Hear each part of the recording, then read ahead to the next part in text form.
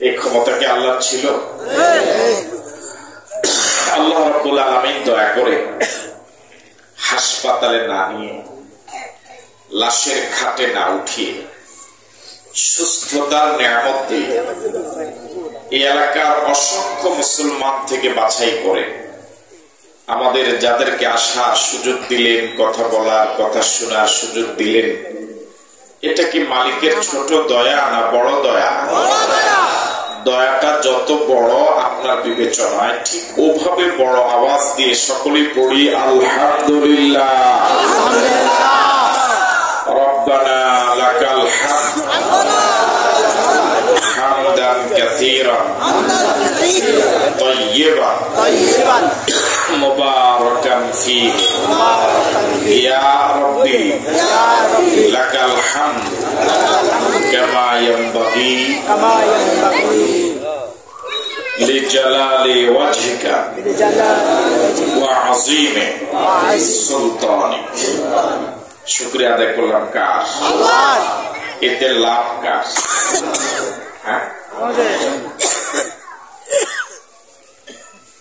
আল্লাহ কি কোন লাভ আছে এই শুকরিয়া আদায়? শুকরিয়া আদায় করলে লাভ আমাদের, না করলে লস। গোটা পৃথিবীতে বর্তমানে 810 কোটি মানুষ। সব মানুষ মিলে যদি আল্লাহ রাব্বুল আলামিনের প্রশংসা শুরু করে দেয়, আল্লাহ রাব্বুল আলামিনের মর্যাদা এক বিন্দুও বাড়বে না। আর গোটা পৃথিবীর সব মানুষ যদি আল্লাহ রাব্বুল আলামিনের বিরোধিতা শুরু করে দেয়, আল্লাহ রাব্বুল আলামিনের মর্যাদা এক বিন্দু কমবে না। বুঝলেন? মানুষের প্রশংসা আল্লাহ পাকের ইজ্জত বাড়েও না, মানুষের বিরোধিতা আল্লাহ রাব্বুল আলামিনের ইজ্জত। তিনি যেমন তিনি তেমন।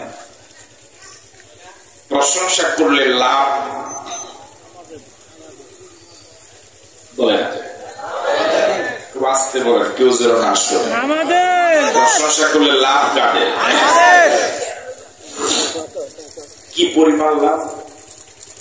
قال رسول الله صلى الله عليه وسلم الحمد لله تملأ الميزان। গোটা পৃথিবীর সব মানুষ যারা অতীতে ছিল, ভবিষ্যতে আসবে, এখন আছে, সব মানুষের আমলনামা হাসরের ময়দানে যে পাল্লায় ওজন দেওয়া হবে, যাকে মিজান বলে। কি বলে? মিজান। একবার যদি কেউ আলহামদুলিল্লাহ বলে, মালিক এত সওয়াব দিবেন যে সওয়াব দিয়ে মিজানের পাল্লাটা একদম ভরে যাবে। আল্লাহ আল্লাহ, কি দয়ালু আল্লাহ!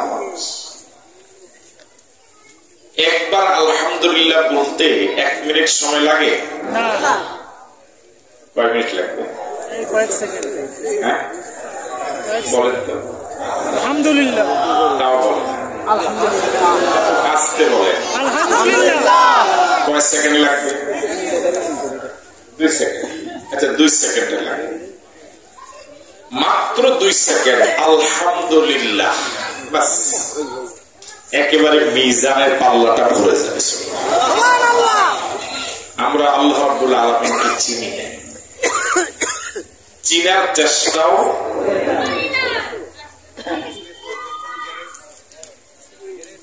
এত বড় দয়ালু আল্লাহ। তিনি দিতে কম দেন না, আমরা নিতে জানি না। তিনি এত বড় দয়ালু, চাওয়া ছাড়াই তিনি শুধু দিয়ে কি না দিল। কয়টা চাই?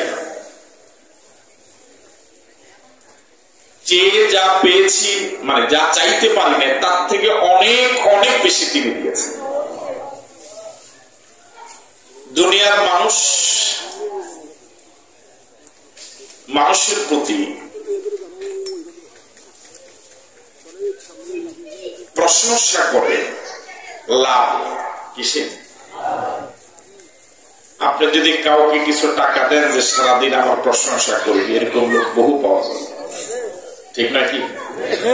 1000 টাকা যদি দিতে চান যে তোকে 1000 টাকা দিব, ডেলি আমার সাথে থাকবি আর আমার প্রশংসা করবি, পাওয়া যাবে না লোক? আমরা কি আল্লাহ দেওয়ার নিয়ামত 24 ঘন্টা 1000 টাকার ভোগ করি না আরো বেশি? وَإِن تَعُدُّوا نِعْمَةَ اللَّهِ لَا تُحْصُوهَا। বান্দা, কয়টা নিয়ামতের কথা তুমি জানো? আমার দেওয়া নিয়ামত গুলো যদি তুমি গণনা করা শুরু করে দাও, হায়াত শেষ হয়ে যাবে, নিয়ামত গুলো শেষ করতে পারবো না।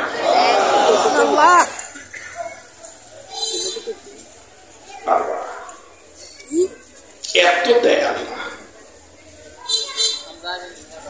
সহজ ভাষা যদি বুঝতে চান, কথাটা এমন হবে যে সাগরের গভীর জলরাশির ভিতরে মাছগুলো যেভাবে ডুবে আছে, আমি আপনি গোটা জগৎ আল্লাহ দেওয়া নিয়ামতের মহাসাগরে ডুবে আছে। এমন দয়ালু আল্লাহ, এমন দয়ালু আল্লাহ। আর পৃথিবীতে দয়ালু বেড়ে যা নির্বাচনের আগে। কখন? গরিবের বন্ধু বেড়ে যায় কখন? নির্বাচনের আগে। কথা বলেন, নির্বাচনের আগে। তখন সবাই কার বন্ধু হয়ে যায়? বন্ধু হয়ে। গোটা পৃথিবীতে নির্বাচনের পরে আর গরিবের খবর। আসলে গরিবদের কোনো বন্ধুই নেই, গরিবদেরকে কেউই দেখতে পারে না। কথা সত্য বললাম? যে জামাই, যে স্বামী গরিব, এই গরিব স্বামীকে তার স্ত্রীও দেখতে পারে না। কথা বলে অবিবাহিত লোকে না বেশি এখানে বুঝে যায়, জবাব তো দিল না। যে স্বামীটা গরিব, স্ত্রীর কাছে এরকম গরিব স্বামীর কদর খুব বেশি, কোন কোন ক্ষেত্রে কম না, নাই।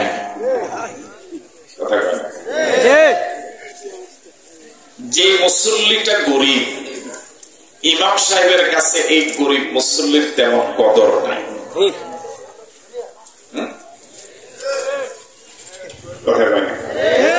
আমার প্রতি রাগ।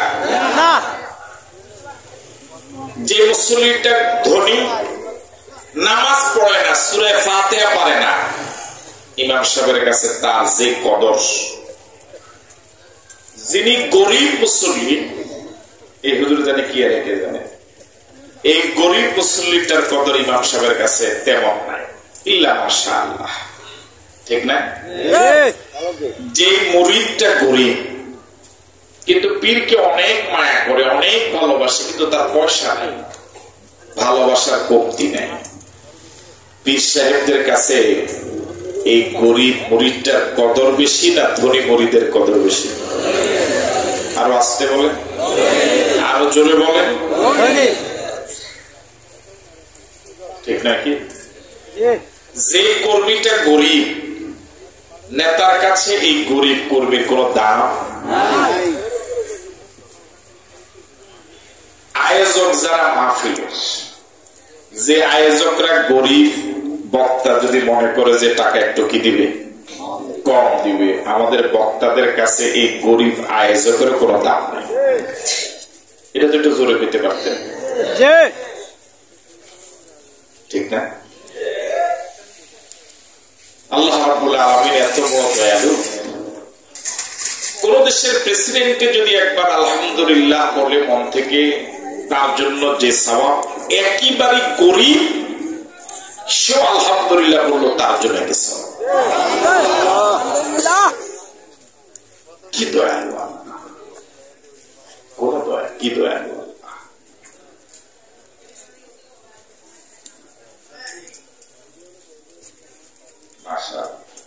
বুঝদার, সমজদার। তাহলে আমরা সকলে আরেকবার বলি তো আলহামদুলিল্লাহ। প্রিয় নবীর প্রতি আমরা সকলে দরুদ পড়ি, যে নবী কুল কায়নাতের নবী, তামাম জগতের নবী, আল্লাহর পরেই যার মর্যাদা, তামাম সৃষ্টি জগতের উপরে তার মর্যাদা। এমন দয়ালু নবী আল্লাহ পাক আমাদের কিসমতে দিলেন, ওই নবীর উপরে একবার দরুদ পড়লে সাথে সাথেই 10টি সগীরা গুনাহ মাফ হয়ে যায়। সুবহানাল্লাহ। আমি শুধু বারবার শুধু কম এরকম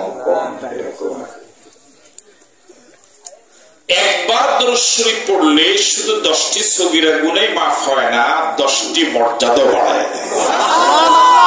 10টি রহমত বর্ষণ করে।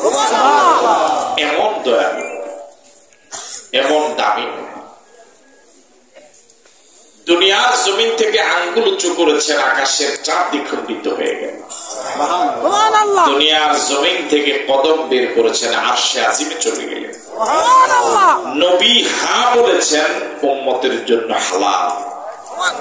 নবী না বলেছেন, উম্মতের জন্য হারাম। এমন দামি নবীর উম্মত হতে পেরে খুশি না বেজার? যেন মন থেকে আরেকবার বলুন তো আলহামদুলিল্লাহ।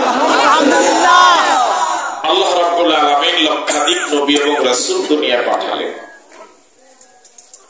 মাত্র 25 জন নবীর নাম কোরআন শরীফে এনেছে। অন্য নবীদেরকে যখন আল্লাহ পাক ডাক দিলেন, সব নবীদেরকে নাম ধরে ধরে ডাক দিয়েছেন, ইয়া আদম, ইয়া মূসা, ইয়া ইব্রাহিম। কিন্তু আমাদের নবীকে গোটা কোরআন শরীফে একবারও নাম ধরে ডাকবে। একবার ডাক দিয়েছেন ইয়াসিন, আবার ডাক দিয়েছেন তাহা, আবার ডাক দিয়েছেন ইয়া আইয়ুহাল মুযাম্মিল, আবার ডাক দিয়েছেন ইয়া আইয়ুহাল মুদ্দাসসির, আবার ডাক দিয়েছেন ইয়া আইয়ুহান নাবিয়্যু, আবার ডাক দিয়েছেন ইয়া আইয়ুহার রাসূল। সে নবীর প্রতি আমরা সকলে পড়ি সাল্লাল্লাহু আলাইহি ওয়াসাল্লাম। শুহাদায়ে কেরামদের আত্মার মাগফিরাত কামনা করি, দ্বীনের জন্য যারা জীবন দিলেন। বিশেষ করে আপনাদের এই ভাওয়ালের জমিনে, ভাওয়াল কি দুইটা? একটা পূর্ব, একটা পশ্চিম আছে, একই ইউনিয়নে, একই ইউনিয়নের দুই ভাগ। আপনাদের এই ভাওয়ালের জমিনে আল্লাহ যত বান্দা, যত বান্দি কবরে গেল, আমরা এখানে এমন কেউ নাই যিনি জীবনে একটা জানাজা পড়িনি। আমাদের এখানে এমন কেউ নাই, আমার বিশ্বাস, যার বংশে কেউ কবরে যায়। তাদের জন্য দোয়াটা করবে কারা? আমরা ফরিয়াদ করি, মালিক আমাদের আপন জন যারা কবরে গেল, কবরকে জান্নাতের বাগান বানায়। আমরা যারা এসেছি মাহফিলে, বেগুনা কয়েকজন মাসুম বাচ্চা ছাড়া গুনাহ নাই এরকম একজন নাই। জবাবটা তো হইল না। আপনাদের হয়তো গুনাহ নাই, আওয়াজ গুনাহ নাই এটা তো বলাই যাবে না, বরং আমার আপনার গুনাহ পাহাড় সমপরিমাণ নয়, আকাশ। গুনার সাগরে হাবুডুবু খাচ্ছি না, ডুবে আছি। গোটা জীবন ভর শুধু গুনার গুনাই করলাম, ঠিক না?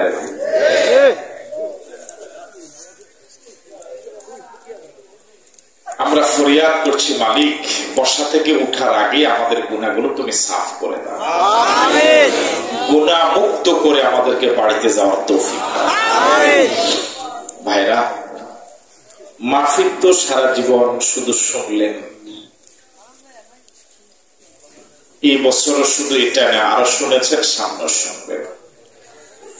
কি লাভ হবে যদি মাহফিল থেকে আমি আপনি কিছুটা উপকার না পাই? আজ রাতে, এখন 9:17 বাজে, আগামী রাত, এখন যদি মরে যাই, আগামী রাত 9:17 পর্যন্ত লাশটা কি কেউ মাটির উপরে রাখবে? কোথায় দিবে? হ্যাঁ, একজন আল্লাহর বান্দা এখানে সাহস করে কি বলতে পারেন যে আমি এখন মরে গেলে কোন ঝামেলা হবে না, জান্নাতে যেতে পারবো? বলা যাবে?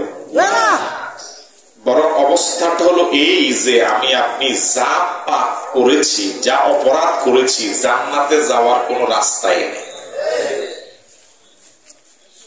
গোটা জীবন শুধু একটু চোখটা বন্ধ করে যদি কল্পনা করেন, আগের দিন, আগের মাস, আগের বছর, আগের জীবন, তাহলে আমার আপনার জীবনে, প্রত্যেকের জীবনে এরকম কিছু গোপন গুনাহ আছে যে গুনার কথা কেউ জানে না। ঠিক নাকি? আমার আপনার জীবনে এরকম অনেক গুনাহ আছে, এই গুনাহগুলো যদি প্রকাশ হয়ে যেত, সমাজের লোকেরা যদি জানতো, কেউ কাউকে সম্মান দিত না। ছেলে তার বাবাকে ইজ্জত করত না, ছাত্র শিক্ষককে সম্মান করত না, মুসল্লি ইমামকে সম্মান করত না, কর্মী নেতাকে সম্মান করত না, শ্রোতা বক্তাকে সম্মান তো দূরের কথা দাওয়াতে দিত না। আমার আপনার গোপন গুনাহগুলো যদি প্রকাশ মালিক করে দিতেন, তাহলে এই গোটা সমাজটা মানুষের বসবাসের অনুপযোগী হয়ে যেত। এটা একটা পশুর সমাজে পরিণত হতো।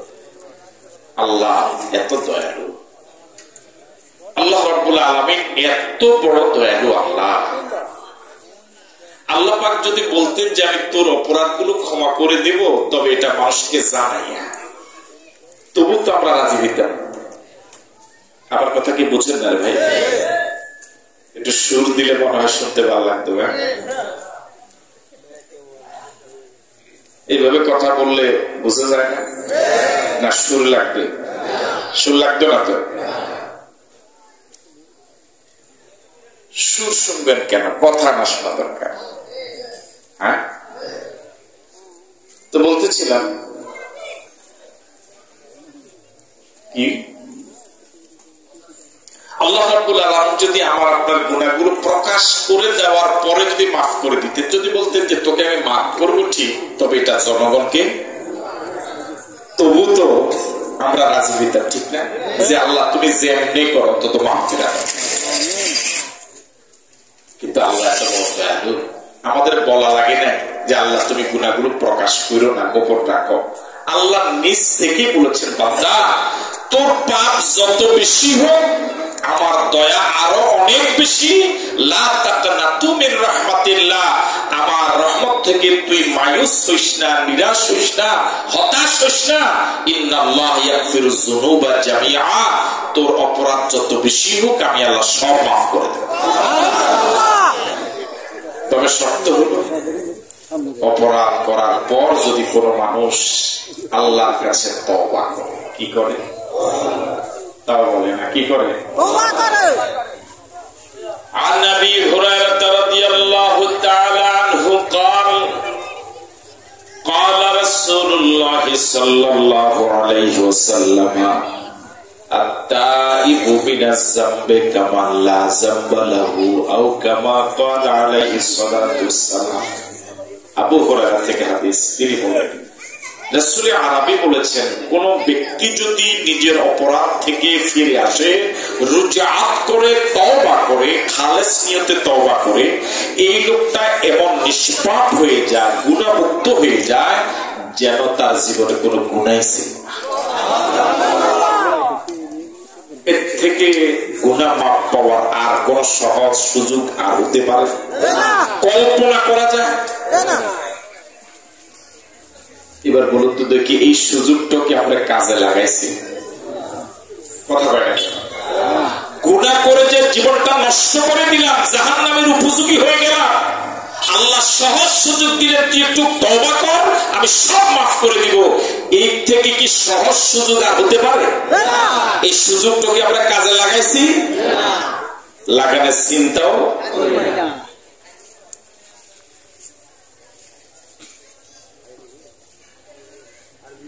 তওবা কাকে বলে?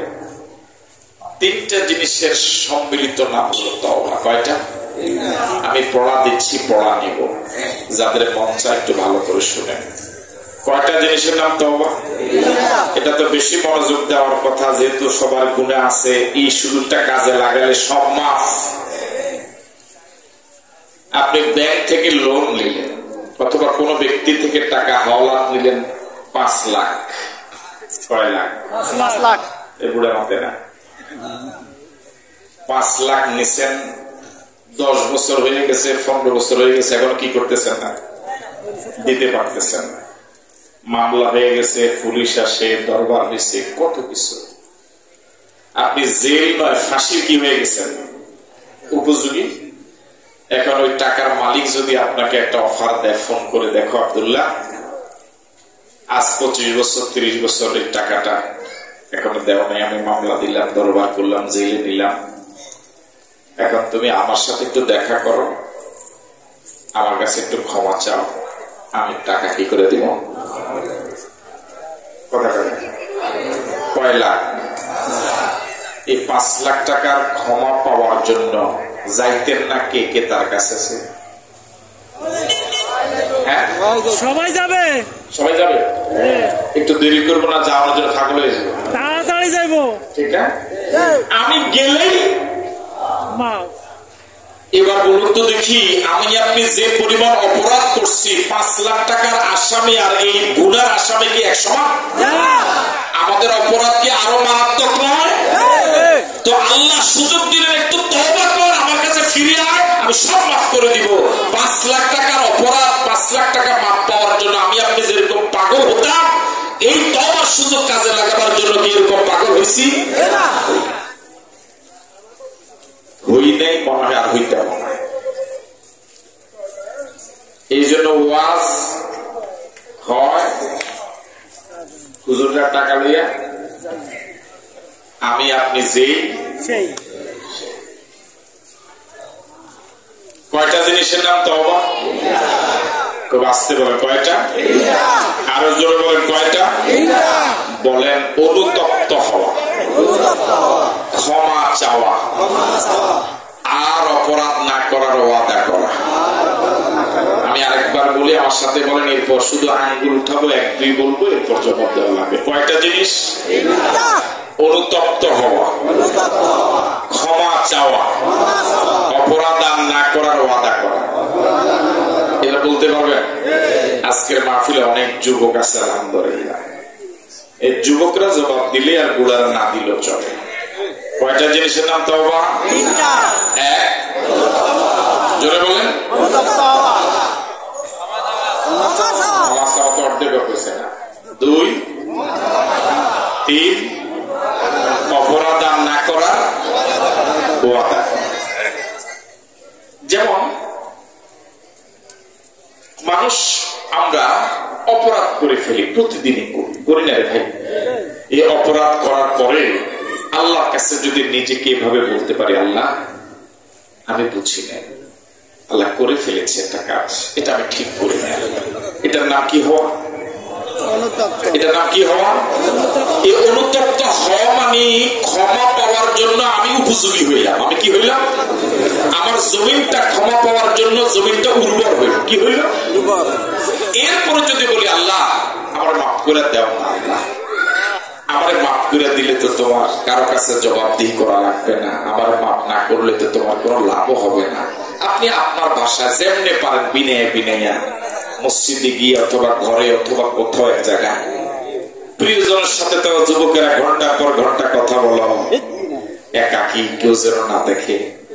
এত অপরাধ করার পরে আল্লাহর সাথে কয়েক মিনিট একান্তে একটু কথা বলছিলাম, দুনিয়ার কেউ জানে না। আমি মসজিদে গিয়ে অথবা ঘরে একাকি বসে আল্লাহর সাথে একটু কথা বলা, আল্লাহ কত পাপ জীবনে করলাম, কয়দিন আর বাঁচবো, আল্লাহ তুমি আমরা মাফ করে দাও। এইভাবে দেখবেন আল্লাহর সাথে যদি আপনি আজকে একটু পরীক্ষা করে দেখেন যে আল্লাহর সাথে যদি এভাবে একান্তে নিজের অপরাধ স্মরণ করে এভাবে নিজেকে আল্লাহর সাথে উপস্থাপন করতে পারেন, চোখের পানি ছেড়ে দিতে পারেন, এরপরে যদি বলেন আল্লাহ আমি আর পাপ করবো না, তোমাকে আমি কথা দিচ্ছি, আল্লাহ আমি প্রমিস করছি, আল্লাহ আমি ওয়াদা করছি আর পাপ করবো না, দেখবেন চোখ দিয়ে পানি পড়বে, নিজেকে আমার হালকা মনে হবে, আপনি নিজে অনুভব করতে পারবেন যে না, মনে হয় আমার আল্লাহ আমার দোয়া কবুল করছে। এইভাবে যদি আপনি বলতে পারেন, এক হাদিসে এসেছে রাসূল বলেছেন, আপনি এমন নিষ্পাপ হয়ে যাবেন যেমন সন্তান মায়ের গর্ভ থেকে এই মাত্র কি হলো, সে যেরকম পাপ মুক্ত, আপনি এরকম পাপ মুক্ত হয়ে যাবেন। তাহলে কয়টা কাজের নাম তওবা? 1,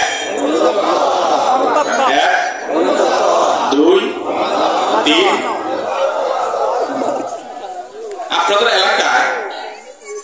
ছেলে একজন মুরব্বীর সাথে একটা বেয়াদবি করেছে, মনে করেন। এখন তো অবশ্য দেশে আর বেয়াদবি তেমন নাই, না মনে হয়, বলেন না আছে? মনে করেন আপনাদের এলাকায় একটা ছেলে এলাকার সব মানুষের কাছে গ্রহণযোগ্য একজন ভালো মানুষের সাথে বেয়াদবি করলো। এলাকার লোক যারা জানলো তারা এই কাজটা পছন্দ করে নাই, এটা সহ্য করে নাই। এলাকার লোকেরা সিদ্ধান্ত নিয়েছে যে তাকে সালিশের আওতায় আনতে হবে। সালিশ বলে বুঝেন তো? দরবার বসলো ভাওয়াল প্রাইমারি স্কুলের সামনে, এটাই তো। এখানে দরবার বসলো, যার সাথে বেয়াদবি করেছে তিনিও আছে, যে ছেলে করেছে সেও আছে, তার আপনজনেরা আছে, দরবারে আছে। মামলার হিয়ারিং হলো, শুনানি হলো। সব ঘটনা জানার পরে বা দরবারেরা রায় দিল যে উনি আমাদের এলাকার সবার কাছে গ্রহণযোগ্য, শ্রদ্ধার পাত্র। তোর মতো একটা ছেলে তার সাথে বেয়াদবি করলি, তুই যা আমার কাছে মাপ চা। পায়ে ধরে কি করছ? আপনারা আসেন না গেছেন?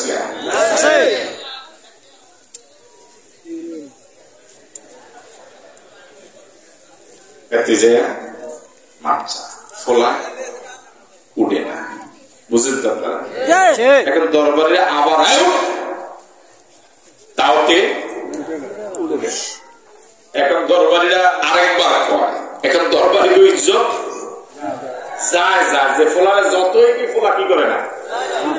এখন ফোলার বাপ ওইখানে আছে, ফোলার বাপে দেখলো তার ইজ্জত তো গেছে গেছে, আমার ইজ্জত, এই জন্য ফোলার বাপে যাইয়া তার এটা দোষ, এটা কি করে দেনা দুটা ঘাড়া 2-3টা থাপ্পড় দিছে। দেনা মুরব্বীর পায়ে নিয়ে কি করছে? সে নিজে গেছে না জোর করে? সে যাইয়া কি কয় জানেননি? কয় সবাই কয় আমি নাকি ভুল করছি, আচ্ছা আমার মাফ করে দিয়ে। বলিনি কথা না? কে যায় কি কয়? সবাই কয় আমি বলে এটা ঠিক করি না, আচ্ছা আমার কি করে দিয়ে। তো মুরব্বী কয় আচ্ছা যা। সে মাফ চাইছে না? চাইছে না? চাইছে না? মুরব্বী মাফ দিছে না? সে মাফ চাইছেও, মুরব্বী মাফ দিছে। তারে লইয়া এই এলাকায় ভাওয়ালে আর দ্বিতীয় দিন কোনদিন সালিশ বসবেনি, সালিশের কাম। এবার হাসা করে কনছে আসলে সে মাফ চাইছিনি, এটারে মাফ চাওয়া কয়নি, মাফ যে দিছে আসলে মাফ দেওয়া হয়েছিনি। মাফ চাইলেও মাফ চাওয়া হয় না, মাপ দিল আমরা বললাম আমনে কোন যে মাপ দেওয়া হয় না। তার কারণ কি? তার ভিতরে অনুতপ্ত হয়, সে অনুতপ্ত, তার ভিতরে অনুশোচনা, সে যে পাপ করছে এই বুঝ তার ভিতরে আসে। আমি বুঝতে পারলাম? তওবা না কয়টা? 3টা। তাহলে মাপ চাওয়ার আগে, মাপ পাওয়ার আগে নিজের ভিতরে আমি যে অপরাধ করছি এই বুঝ আমার ভিতরে হওয়া লাগবে। এই বুঝ আসলেই মাপ পাওয়ার আমি কি হয়ে যাব? উপযোগী। এই বুঝ না আসলে আমি মাপ পাওয়ার কি হলাম না। আরেকটা ছেলে আরেকজনের সাথে এরকম একটা বেয়াদবি করছে, বেয়াদবি করে ফেলেছে বয়সের কারণে। একটু পরেই তার নিজে নিজে বুঝ হলো এটা কেন করলাম, এটা তো আমার ঠিক হয়নি, কখনো তো এরকম করি নেই, কোন শয়তানে ফাইল। উনি আমার বাবার বয়সে আমার আব্বার সাথে চলা মানুষ, আব্বা যদি শুনে আমাকে বকাঝকা করবে, বাড়ি থেকে বিদায় করে দিবে। এ কি হলো? এটা কথা বলে কেন? এটা তো 2 নাম্বারটা। 2 নাম্বারটা বলি, এটা কয় নাম্বার? এখন এই অনুতপ্ত হওয়ার পরে সে কাউকে বলা লাগে নাই, কেউ তাকে নেওয়া লাগে নাই, সে চলে গেছে ওনার বাড়িতে গিয়ে একেবারে খুব নরমে নিবৃতে মাথাটা মতো করে ছোট হয়ে স্যারের সামনে দাঁড়ালো, স্যার কাজটা আমি ঠিক করি নাই, স্যার আমার ঠিক হয়নি স্যার, আমার কাছে মনে হয় সে আর বলা লাগবে না যে স্যার আমাকে ক্ষমা করে দিয়ে, বরং অতটুকু নত হয়ে সে দাঁড়ালেই স্যারের বুকে জড়াতে, ঠিক নাকি? এবার বলুন তো, সে যদি বলে স্যার আমাকে ক্ষমা করে দিয়ে, স্যার কি দেরি করবে? কেন? ওই প্রথম যেটা বুঝ যেটা তার হয়েছে যে আমি এটা ঠিক করি নাই। ঠিক এরকম দুনিয়ার একজন মানুষ যদি তার সামনে আপনি অপরাধ করার পরে যদি তার কাছে নত হতে পারেন, অপরাধ স্বীকার করেন, সে মাফ করে দেয়, আমার আল্লাহর দয়া ছিল 100 ভাগ। কয় ভাগ? 100 ভাগ দয়ার ভিতরে আল্লাহ রাব্বুল আলামিন তাম সৃষ্টি জগতের ভিতরে মানুষ, গরু, ছাগল, হাঁস, মুরগি, পশু, পাখি, তাম পৃথিবীর সব সৃষ্টি জগতের মাঝে বন্টন করেছেন মাত্র 1 ভাগ। কয় ভাগ? 1 ভাগ। আর ওনার কাছে কয় ভাগ? এই 1 ভাগ রহমত পেয়ে 1 ভাগের আপনি কত পেয়েছেন? 1 ভাগের এটা কি আর পরে হিসাব আছে?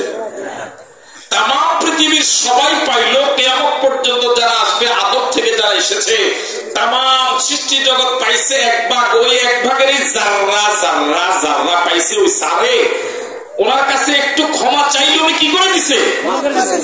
আর 99 ভাগ রহমতওয়ালা আল্লাহ, ওই আল্লাহ, ওই দয়ার সাগর আল্লাহর কাছে যদি আপনি আমি যদি শুধু বলতে পারি আল্লাহ আমি তো ঠিক করি না, আল্লাহ তুমি আমাকে মাফ করে দাও না আল্লাহ, এইভাবে যদি তো বলতে পারে, আল্লাহ সাথে সাথে মাফ করে দেয়।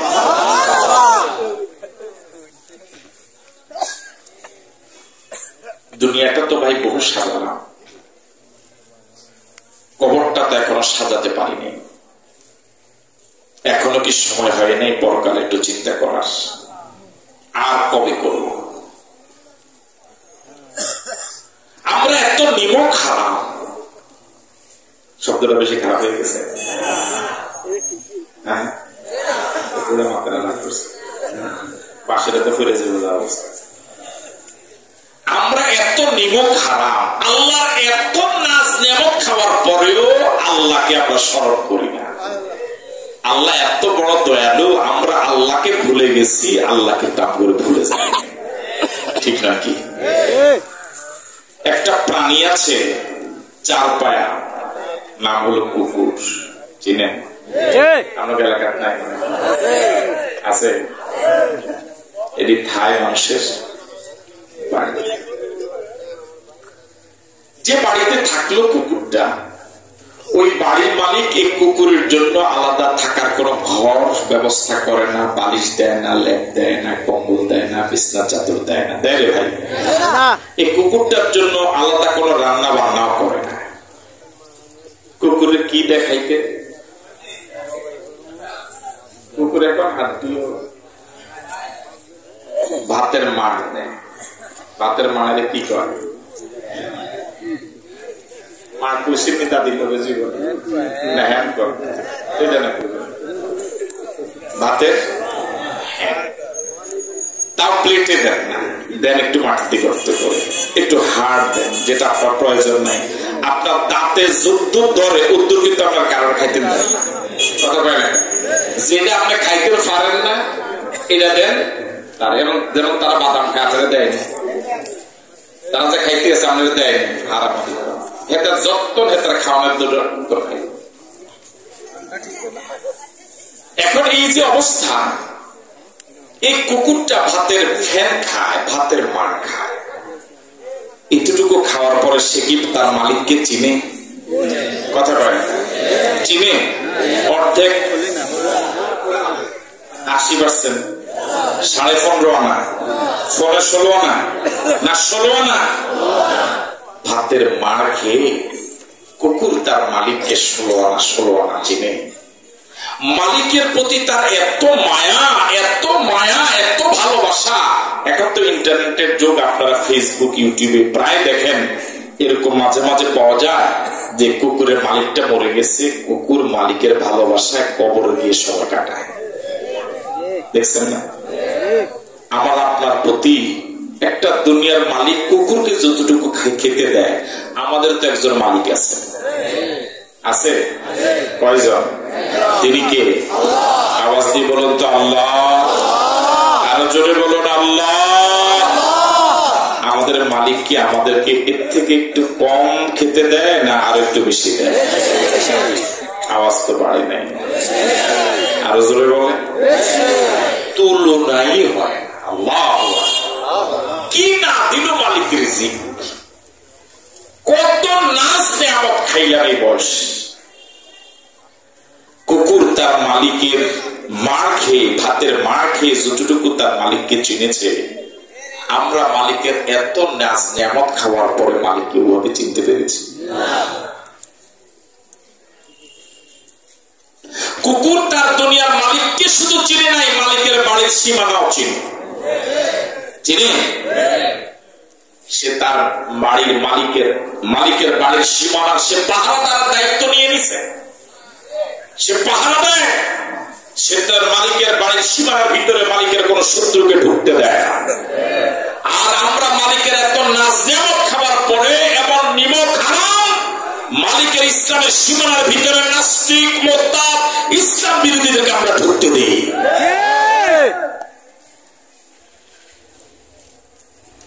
আরো বলবো,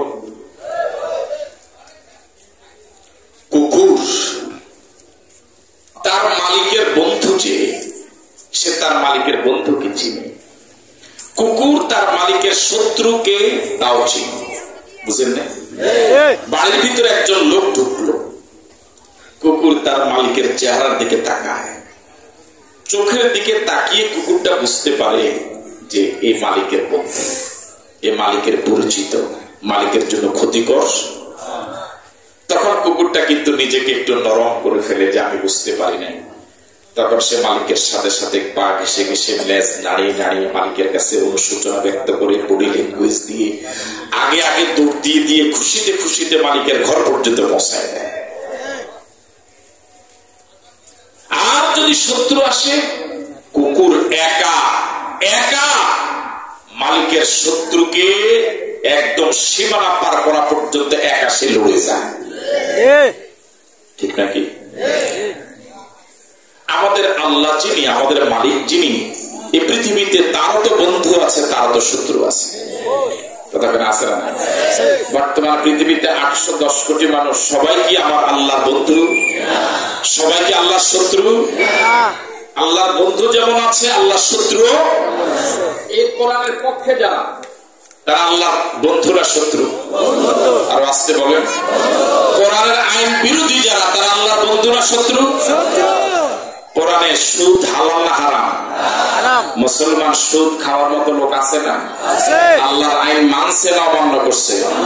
যে আল্লাহর আইন অমান্য করে সে বন্ধুরা শত্রু। হ্যাঁ, এই কোরআন শরীফে এরকম আরো অসংখ্য আইন আছে না নাই? চুরি করলে হাত কেটে দিতে হবে, জমিন আল্লাহর, আইন চলবে আল্লাহ, ইনিল হুকমু ইল্লা লিল্লাহ, আল্লাহ ছাড়া কারো হুকুম মানা যাবে না। এই কথাগুলো কোরআন শরীফে আছে না নাই? যারা এই কোরআন শরীফের আইনগুলোকে পরিপূর্ণভাবে মানবে তারা আল্লাহর আল্লাহর, আর যারা মানবে না, কিছু মানবে কিছু মানবে না, শুধু নামাজ রোজা এটি ভালো লাগে, মাঝে মাঝে পড়ে জনগণের সামনে, এরকম আছে না? কিছু মানে সুবিধাবাদ জিন্দাবাদ, যেগুলো অসুবিধা এগুলো মানে না। মিষ্টি খাওয়া সুন্নত, লাউ খাওয়া সুন্নত, এই সুন্নত সবাই মানে। যারা ডায়াবেটিস রোগ উনিও মিষ্টি খায়। যদি আপনি পাশ থেকে বলেন স্যার আপনার না ডায়াবেটিস 22, নবীর সুন্নত একটু খাই, কিন্তু মায়ের খাওয়া যে নবীর সুন্নত, এটাকে আমরা খাই। আফাতুমিনুনা বিবাদিল কিতাবি ওয়া তাকফুরুনা বিবাদ فما جزاء من يفعل ذلك منكم إلا خزي في الحياة الدنيا ويوم القيامة يردون إلى أشد العذاب। তবে কি তোমরা দুনিয়ায় কোরআন শরীফের কিছু মানবা কিছু মানবা না? এই যদি হয় তোমাদের চরিত্র, তাহলে জেনে রাখো দুনিয়ায় অপমানকর জীবন যাপন করা লাগবে, পরকালে কঠিন শাস্তি ভোগ করা লাগবে। তাহলে মুসলমান হতে হলে কোরআন শরীফের কয় অংশ মানা লাগবে? আরো যদি বলে, যারা কোরআন শরীফ নিজে মানে, নিজে পড়ে, পরিবারকে কোরআন অনুযায়ী চালায়, সমাজকে কোরআন অনুযায়ী চালাবার জন্য চেষ্টা করে, রাষ্ট্রে কোরআনের আইন বিধান জারি করার চেষ্টা করে, সময় দেয়, মিছিল করে, মিটিং করে, সমাবেশ করে, টাকা পয়সা খরচ করে, জমিন আল্লাহর আইন চলবে আল্লাহ এই নীতি লালন করে, তারা আল্লাহ পাকের প্রকৃত বন্ধু। আর যারা সুবিধাবাদ, জিন্দাবাদ, এবার আপনাদেরকে আগের প্রশ্নটা আবার করি, কুকুর কি তার মালিকের বন্ধুকে শত্রুর মতো আচরণ করে? কুকুর কি মালিকের শত্রুর সাথে বন্ধুর মতো আচরণ করে? বন্ধুর সাথে কি শত্রুর মতো আচরণ করে? কিন্তু আমরা আমাদের মালিক আল্লাহর বন্ধু যারা, এই কোরআনের পক্ষে যারা, তাদের বিরোধিতা করি। এরকম লোক আছে না? ইমাম সাহেব কোরআন শরীফ দেখে দেখে ওয়াজ করে, জমিন আল্লাহর আইন চলবে আল্লাহ, মসজিদ কমিটি ইমাম সাহেবের ইমামতি বাতিল করে দেয়। আছেন? ইমাম সাহেবের ওয়াজে রাজনীতির গন্ধ পাওয়া গেছে, ইমাম সাহেবের ওয়াজে রাজনীতির গন্ধ পাওয়া গেল, অথচ মসজিদের সভাপতিও রাজনীতি করে, সেক্রেটারিও রাজনীতি করে, কেশিয়ারও। ওনাদের কোনো সমস্যা নাই, সব সমস্যা কার? ইমাম সাহেবের। তাহলে একটা কুকুর তার মালিকের বন্ধুর সাথে বন্ধুর মতো আচরণ করে, আমরা আমাদের মালিক আল্লাহর বন্ধু যারা, কোরআনের কর্মী যারা, কোরআনওয়ালা যারা, নবীওয়ালা যারা, হক্কানি পীর মাশায়েখের অনুসারী যারা, সত্যিকারের দেশপ্রেমিক যারা, তাদের সাথে আমরা শত্রুর মতো আচরণ করি। কুকুর তার মালিকের শত্রুর সাথে বন্ধুর মতো আচরণ করে না।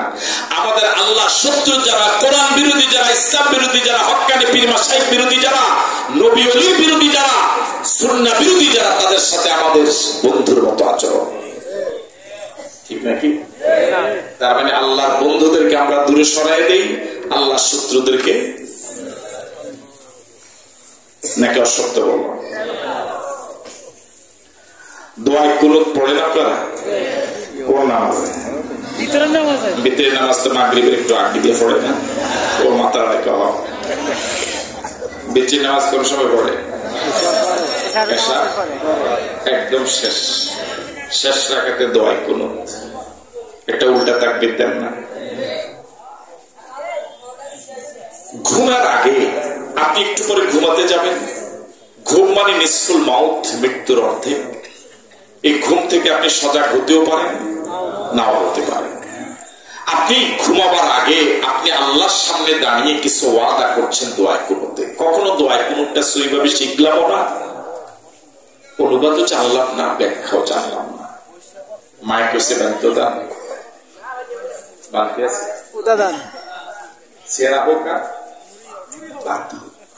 কখনো দেখলাম না। ভাইরা, এই ঘুমাতে যাওয়ার আগে, মৃত্যুবরণ করতে যাওয়ার আগে আল্লাহর সামনে দাঁড়িয়ে পবিত্র অবস্থার সর্বশেষ অনেকগুলো ওয়াদা করছি। এর ভিতরে একটা ওয়াদা আছে, ওয়ানাতুরুকু মান ইয়াফজুরুকা। পারেন এটা? বলেন তো। ওয়ানাতুরুকু জোরে পড়েন। ওয়ানাতুরুকু মান ইয়াফজুরুকা, এটার অর্থ কি জানেন? এটার আগে অনেক ওয়াদা আছে, পরে অনেক ওয়াদা আছে। আপনি আল্লাহর সামনে দাঁড়িয়ে ঘুমাবার আগে, মৃত্যুবরণ করতে যাওয়ার আগে, রাতের শেষ ওয়াক্তে, শেষ রাকাতে আপনি আল্লাহর সামনে ওয়াদা করছেন, আল্লাহ ওয়ানাতুরুকু মান ইয়াফজুরুকা, ওয়ানাতুরুকু, আমি ছেড়ে দিলাম, সম্পর্ক ছিন্ন করলাম, কাটা দিলাম। কি দিলাম? ওই প্রাইমারি স্কুলের দুই ছেলে যখন ঝগড়া লাগবে, সম্পর্ক এই দুই আঙ্গুলে লাগাইলে কি হয়? কি হয়? সম্পর্ক লাগে না বা? অনাত্রুকু মানে ত্যাগ করলাম। অনাত্রুকু, আপনি আল্লাহকে ওয়াদা দিচ্ছেন, আল্লাহ আমি সম্পর্ক ছিন্ন করলাম, আমার কোন সম্পর্ক নাই, আমি ঘোষণা দিলাম, আমি ওয়াদা করলাম তোমার সামনে আমার সম্পর্ক নাই। মান ইয়াফজুরুকা, যারা তোমার বিরোধী, তার সাথে আমার কোনো সম্পর্ক নেই। এই ওয়াদা করছেন কার সাথে? আল্লাহর সাথে। ঘুম থেকে উঠার পরে পরের দিন কার পিছনে মিছিল করেন, কার সমাবেশে যান, কার সাথে চা খান, কার সাথে গলাগলি করেন, কার সাথে উঠা বসা করেন, কার সাথে সম্পর্ক রাখেন। যদি আপনার বিবেচনায় আপনি কাজগুলো পরের দিনের সব কাজকর্ম যাদের সাথে করেন, যদি তাদের সাথে আল্লাহর সম্পর্ক বন্ধুত্বের মতো হয়, আপনার বিবেক বলে, তাহলে রাতের ওয়াদার সাথে আপনার কাজের কি আছে? আর যদি আপনার বিবেক বলে যে না, এতে তো খানে ডাকাইতে আল্লাহ বন্ধু হয় কেন? তাহলে বুঝতে হবে আপনার রাতের ওয়াদার সাথে পরের দিনের কাজের কোনো কি নেই। যে কথা এবং কাজে মিল না রাখে তারে না কি কয়? এই মুনাফিকি করছেন কার সাথে? আল্লাহর সাথে। প্রতিদিন কয়বার?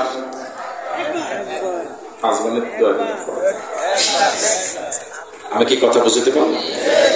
ভাইরা, শান্তি যদি পেতে হয়, বিশ্বাস করেন বর্তমান পৃথিবীর এত কোটি মানুষ সবাই মিলে যদি শান্তি শান্তি শান্তি বলে রক্ত বমি করে, আল্লাহর কসম শান্তি এক ফোঁটা পাবেন না।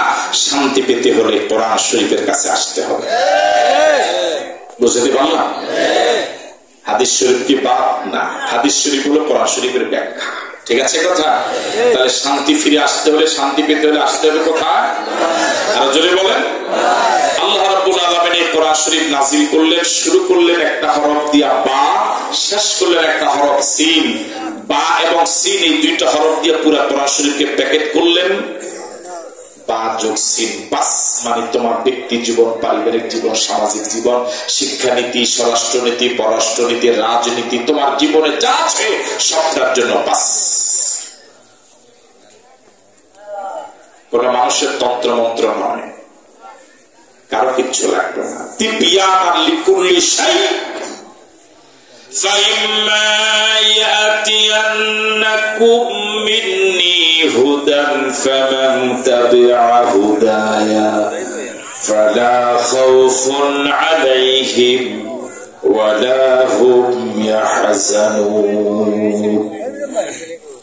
আল্লাহ পাক আমাদেরকে সৃষ্টি করে খোলা ময়দানে কোন নীতিমালা দেওয়া ছাড়া এমনি ছেড়ে দিয়েছে, বিষয়টা এরকম না।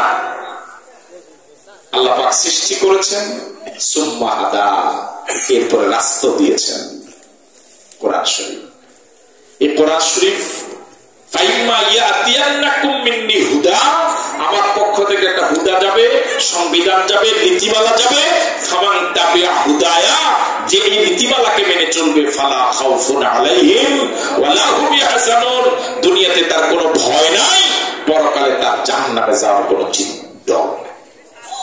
তাহলে দুনিয়ার শান্তি, পরকালের মুক্তির জন্য একমাত্র কিতাব। আর আসতে বলেন, আমরা এই কোরআন অনুযায়ী চলার জন্য চেষ্টা করবো ইনশাআল্লাহ। আমাদের সমাজ, আমাদের রাষ্ট্র আল্লাহর কোরআন দিয়ে চলুক, এটাকে আমরা চাই। কারা কারা চাই দু হাত তুলে দেখা।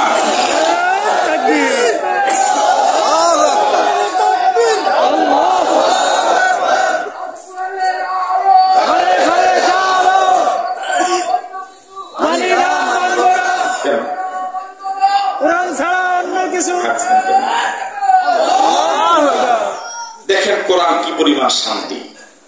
আজ থেকে 25-30 বছর আগে একটু কল্পনা করেন, যারা কেবল ছোট বাচ্চা, ওরা ব্যাখ্যা করলে বুঝে আসবে না।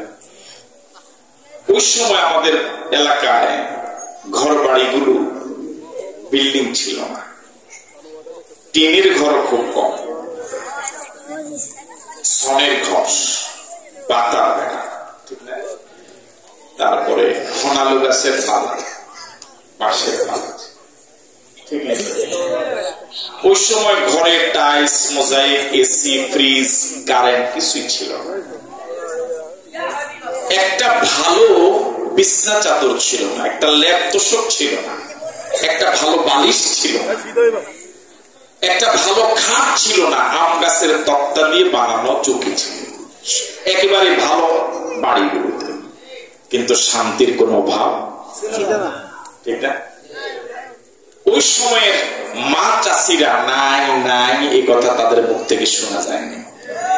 ওই সময় মানুষ 100 টাকা সরিষার তেল কিনত, সোমবার, শুক্রবার, পরের সোমবার, সোমবার শুক্রবার, মানে 1 সপ্তাহে। ঠিক আছে, 1 কেজি পেঁয়াজ কিনেছে এরকম পরিবার এলাকা খুব 1 পোয়া। ঠিক না? নাই নাই এই কথা। বাজার আজকে যায় নাই, বাস পুকুর পাড়ে গিয়ে একটু হেলি মুদ্রা ছিলেন তো, একটু শাকাই না, কি মজা লাগতো। ঠিক না? আমার ভাইরা ওই সময় বাপ ছেলে মা মেয়ে ননদ ভাই বউ ভাই ভাই বোনে বোনে কি সম্পর্ক ছিল। একসাথে সকলে মিলেমিশে খাওয়া দাওয়া করত, বসে বসে গল্প গুজব করত। মুড়ি চিনি নেই, মুড়ি মুড়ি কষাত লই খাইতাম। হ্যাঁ, কি মজা লাগতো ওই সময়। মুড়িটা যত মজা লাগতো এখন ফলাও করবো এত মজা লাগে। আর এখন ঘরে টাইলস হলো, মোজাইক হলো, বিল্ডিং হলো, দেশীয় টাইলস নয় বিদেশ থেকে আমদানি করা, ফ্রিজ হলো, এসি হলো, 3.5 লাখ টাকার খাট, বিছনা চাদর 15,000, বালিশ একটা 5,000। কি দামি দামি ফার্নিচার। কিন্তু এখন আর সুখ শান্তি কথা বলেন আছে? বাপ ছেলের সম্পর্ক এরকম যে 5 বছরে বাবার সাথে ছেলের কথাবার্তা নাই, আছে না এরকম? বাবা যদি এক দরজা দিয়ে ঢুকে, ছেলে আরেক দরজা দিয়ে বের হয়ে যায়। পুত্রবধূ আর শাশুড়ির তো যুদ্ধ, বিশ্বযুদ্ধের মতো। ভাই ভাইয়ের সম্পর্ক নাই, একেবারে টাইলস হলো, মোজাইক হলো, কিন্তু গোটা ঘরটা জাহান্নামের আগুন দাউ দাউ করে জ্বলছে। এখন 5 কেজি পেঁয়াজ, 10 কেজি সরিষার তেল, 5 কেজি চিনি, এর নিচে তো বাজারই হয় না। কিন্তু এরপরও দেখবেন যে নাই নাই নাই নাই। আমি কি কথা বুঝতে পারলাম? এখন খালি ঘরের ভিতরে শব্দ কি পাওয়া যায়? এটা নাই, ওটা নাই, এটা নাই, ওটা নাই। কিন্তু আজ এই দুরবস্থা। আর আগের মাত্র 25-30 বছর আগের শান্তির সমাজ কেন? ওই সময়ের পরিবারের প্রত্যেকটি সদস্য একেবারে ছোট ছোট যারা সকালবেলা চলে যেত মক্তবে, বুকে কোরআন মজিদ নিয়ে। তার হাফ প্যান্ট পড়ে যায়, এক হাতে হাফ প্যান্ট টানি ধরছে, আর সবাইকে জানে দেয় তারা শুধু সালাম, আসসালামু আলাইকুম, আসসালামু আলাইকুম, আসসালামু আলাইকুম। বাড়ি যেয়ে কয়েছে সুবহানাল্লাহ, তাও কয় না। আর ঘরের প্রত্যেকটি সদস্য নারী যারা কোরআন মজিদ তেলাওয়াত করা ছাড়া সকালবেলা চুলাতে আগুন দিত না। পুরুষ যারা কোরআন মজিদ তেলাওয়াত করা ছাড়া কাজে নামতো না। আর এখন পরিবারের এরকম পরিবার আছে বহু, গোটা জীবনে একবার কোরআন শরীফ খুলে দেখে না, কোরআন শরীফ সে পড়তেই জানে না। জনগণের খেদমতের জন্য পাগল, আল্লাহ কোরআন শরীফ তেলাওয়াত করতে যায় না। যে আমার আল্লাহর হক আদায় করে না, সে জনগণের হক আদায় করতে পারবে না। যে নিজের নামাজ সোজা করতে পারে নাই, সে সমাজ সোজা করতে পারবে না। এখন কোরআন শরীফ হলো ঘরের ভিতরে সবচেয়ে অবহেলিত জায়গায়, এমন এক জায়গায় রেখে দিয়েছে, ওই জায়গায় যে কোরআন শরীফ আছে তার মনেও নাই। ধুলোবালি পড়ে সাদা উপরের গেলাম, এটা ময়লা পড়ে পড়ে এটা রং পরিবর্তন হয়ে গেছে। যে মুসলমান, যে নবীর উম্মত, যে আল্লাহর গোলাম, আল্লাহর শ্রেষ্ঠ কালাম কোরআন, যে কোরআন তেলাওয়াত করলে লাভ, তেলাওয়াত শুনলে লাভ, বুকে নিলে লাভ, চুমু খেলে লাভ, ওই কোরআন মজিদ তার ঘরের এত অবহেলিত জায়গায় রেখেছে। এই কোরআন মজিদ তার ভাগ্য পরিবর্তন করবে কিভাবে?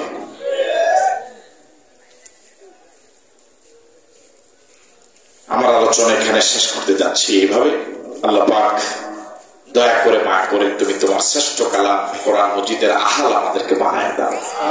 কোরআন মজিদের কর্মী হিসেবে আমাদেরকে কবুল করো।